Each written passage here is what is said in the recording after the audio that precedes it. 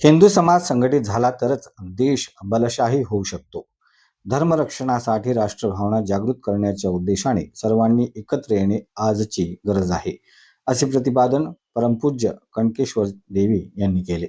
त्या गुरुवार 5 फेब्रुवारी रोजी श्री संत नरसिंग महाराज मंदिराच्या पटांगणात आयोजित विराट हिंदू संमेलनात बोलत होत्या. कार्यक्रमाच्या अध्यक्षस्थानी कणकेश्वर देवी होत्या, तर प्रमुख वक्ते म्हणून प्राध्यापक विवेक बिडवई उपस्थित होते. यावेळी अकोला जिल्हा संचालक ॲडव्होकेट मोहनराव आसरकर, डॉक्टर सुहास कुलट, हबप अशोक महाराज जायले आणि चरण सिंग ठाकूर प्रमुख अतिथी म्हणून उपस्थित होते.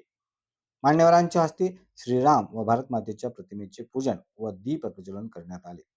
कणकेश्वर देवी यांनी घराघरात चांगले संस्कार निर्माण होण्याची गरज व्यक्त करत समाज, धर्म व राष्ट्र एकत्र येण्यासाठी कुटुंब संस्कार महत्त्वाचे असल्याचे सांगितले.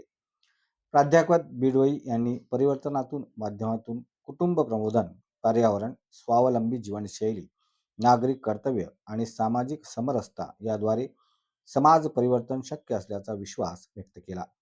कार्यक्रमाचे सूत्रसंचालन प्राध्यापक हरीश ढवळे यांनी केले, तर दीपक तळोकार यांनी गीत सादर केले. संमेलनास अकोट शहरातील हिंदू समाज बांधव मोठ्या संख्येने उपस्थित होते. शेवटी आरती व प्रसाद वितरणाने कार्यक्रमाची सांगता झाली. अजिंक्य भारत न्यूज करिता देवानंद खिरकर, अकोट तालुका प्रतिनिधी. जो कि ये सारी बातें ऐसी है,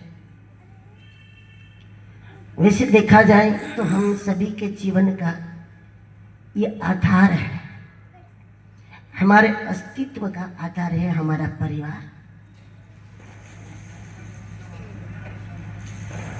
पूरी दुनिया की थकान, जैसे आप घर में जाओ तो दुनिया भर की थकान घर के अंदर समाप्त हो जाएगी, लेकिन घर में ही सब थकान लगेगी तो पूरी दुनिया में कहीं पर भी नहीं मिट पाएगी।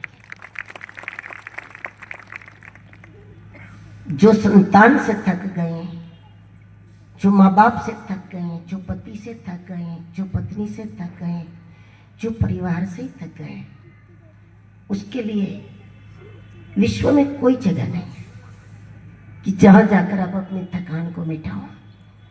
तो ये सारी बातें